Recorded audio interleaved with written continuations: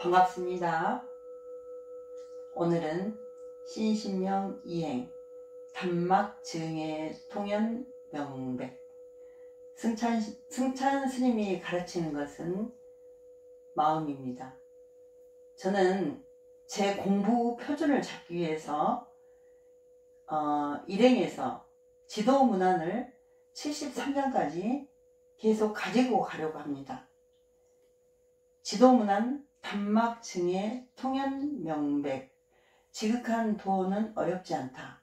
다만 미워하고 사랑하지 않으면 통연이 명백하리라. 승찬 스님이 가리키고 있는 마음이나 도나 같은 말입니다. 그 하나를 가리키고 있습니다. 지극한 도는 고요하고 텅 비어 중생이다, 부처다, 아무것도 없습니다. 승찬 스님이 그 어려서 앓고 계셨던 한생병, 지금은 나라에서 거의 따로 이렇게 분리를 하고 치료를 해줍니다. 병원도 따로 있고요.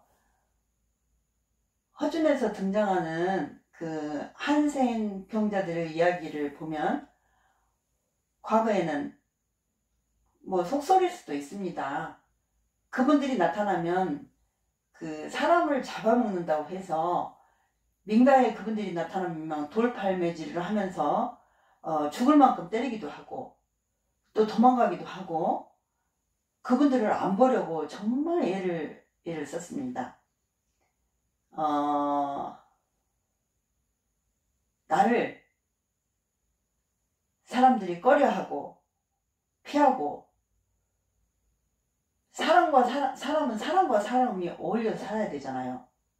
얼마나 그 태어난 자체가 자괴감이 들고 죄인 같은 그런 느낌이 들지 않았을까요?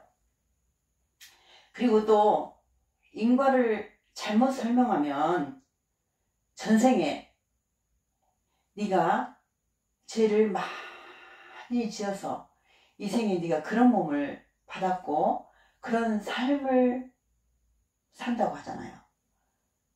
그 답답하고 죽을 것 같은 생각 속에서 마음을 통하고 보니까 내 생각 자체가 사라져버리고 아무것도 없고 아무 일이 없는 것입니다.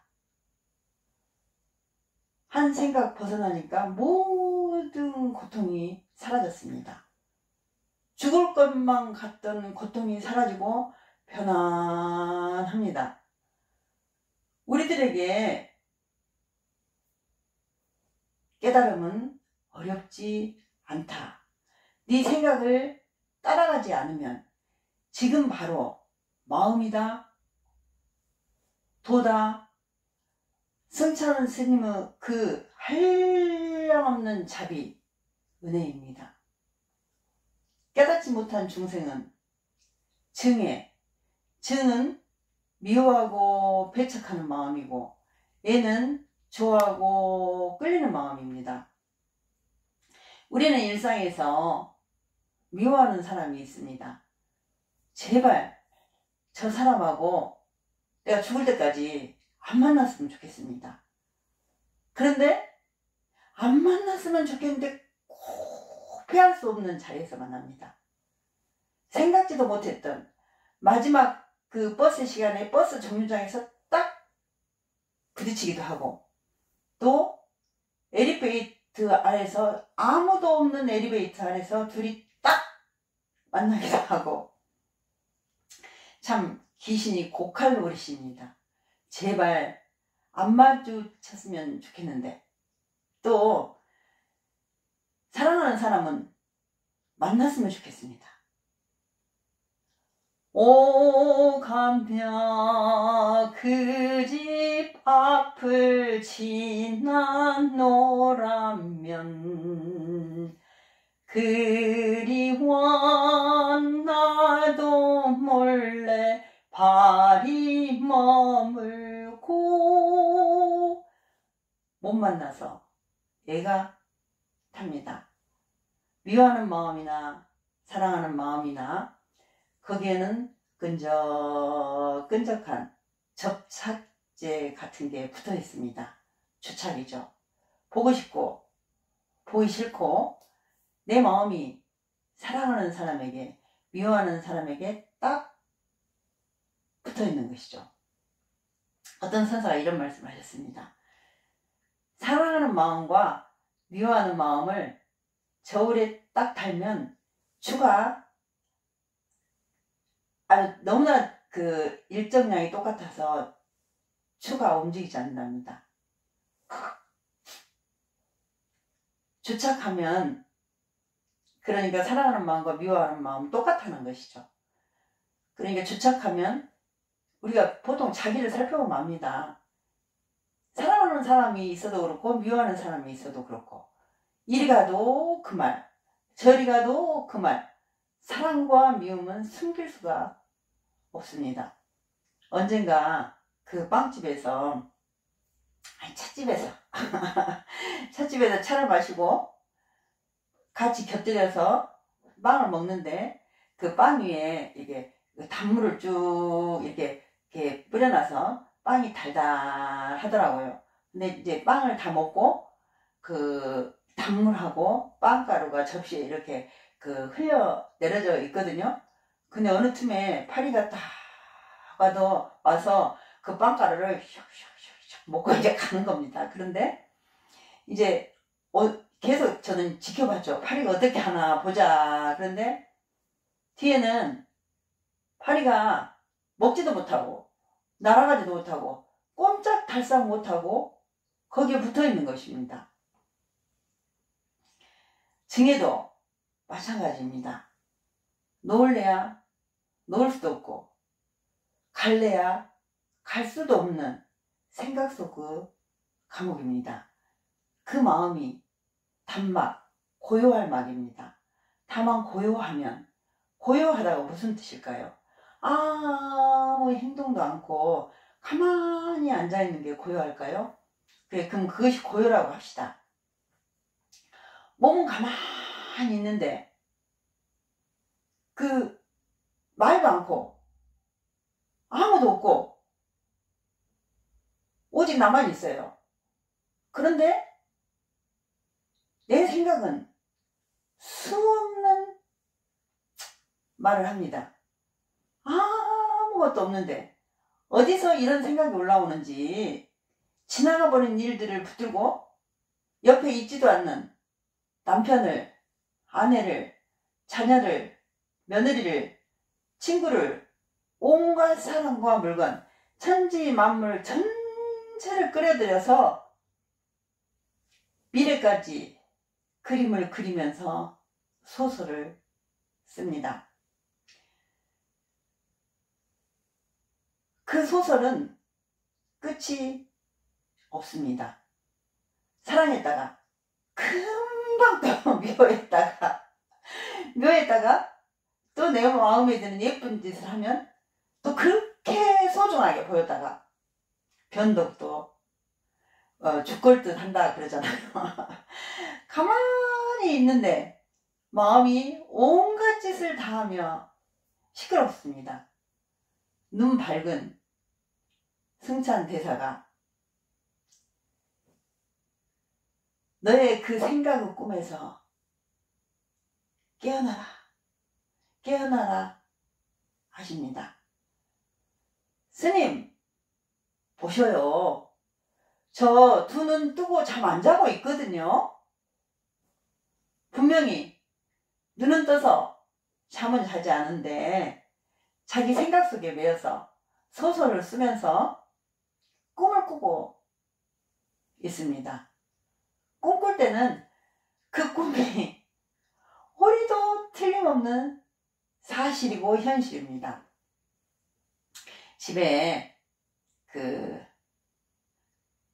도둑이 들어서 도둑이 다 목을 조르려고 하는데 막 도망을 가고 도둑은 따라옵니다. 그러니까 막 소리를 지면서 도둑이야 도둑이야 하고 눈물까지 막 한참 흘리면서 딱 깨어났습니다. 깨어나고 보니까 꿈입니다. 다행이다. 그럽니다. 잠잘 때, 예를 들자면, 옆집 누가 와서 나를 목을 졸랐다고 합시다. 그러면 깨어나서 그 사람한테 가서, 왜 내 꿈속에 나타나서, 그렇게 나를, 막 목을 조르고 나를 따라왔냐. 이렇게 따질 수 있습니까? 없잖아요. 꿈속의 일은 그냥 깨어나면 끝! 그것처럼 생각도 그 생각을 잠에서 깨어나면 엔드, 끝입니다. 끝. 그 꿈을 가지고 왜 이랬을까? 그렇게 따지는 사람은 아무도 없듯이 아무 일이 없습니다. 생각으로 헤아려서 소설을 쓰면서 나의 어떤 기준을 작용하고 사랑하고 미워하고 어떤 판단을 하는 건 꿈꾼다 그럽니다. 네 생각 속에서 소설은 절대 진실이 아니고 사실이 아닙니다. 고요하다. 깨어나 보니 나도 없고 너도 없고 어떠한 말도 없고 세상은 고요합니다. 고요해서 아무것도 없는데 버스 지나가는 소리도 있고 해가 떠서 훤히 밝고 바람도 불고 사람들이 지나가면서 이야기도 하고 여전히 온갖 일들이 있는데 고요합니다. 생각을 하는데도 생각이 없고 말을 하는데도 말이 없고 내 머리로는 알 수 없는 일들입니다. 내 지식으로는 도저히 알 수 없는 말입니다. 우리 눈에 보이는 모습이 법안이고 귀에 들리는 온갖 소리, 뭐 강아지가 우는 소리, 이 경종이 울리는 소리, 마이크 소리, 뭐 버스가 지나가는 소리, 모든 소리가 법이 울리는 소리입니다. 모든 것이 살아서 활발하게 움직이고 있습니다. 뚜렷합니다. 살아있다는 것은 내 생각이 붙을 자리가 없습니다. 언제나 드러나 있는 고요가 그동안 내 생각 속에 가려서 빛을 보지 못한 것입니다. 막을 딱 치고 말하자면 힘들다. 왜 나는 이 모양일까? 이렇게 하고 있었던 것입니다. 우리는 한 번도 이 고요를 벗어난 적이 없고 뚜렷한데 어떻게 그 긴 시간을 내 생각 속에 속아서 나라고 그 생각이 나라고 착각을 하면서 그렇게 오랫동안 살 수 있었는지 깨달음이 신기한 게 아니고 그 오랜 시간 착각 속에 살았다는 게 신기합니다. 항상 갖춰져 있습니다. 자기 스스로입니다. 고요하다. 생각으로 알 수 없는 말입니다. 깨달음입니다. 통연명백 깨뚫을 통 깨뚫음이나 깨달음이나 같은 말입니다. 깨뚫어서 보면 고요합니다. 마음이라 할 것도 없는데 스스로 명백합니다. 뚜렷합니다. 보는 것도 아니고 듣는 것도 아니고 느끼는 것도 아니고 생각하는 것도 아니고 내가 어찌 할 수 있는 게 아닌데 그냥 뚜렷합니다. 명백합니다. 스스로 안목이 생깁니다. 감사합니다.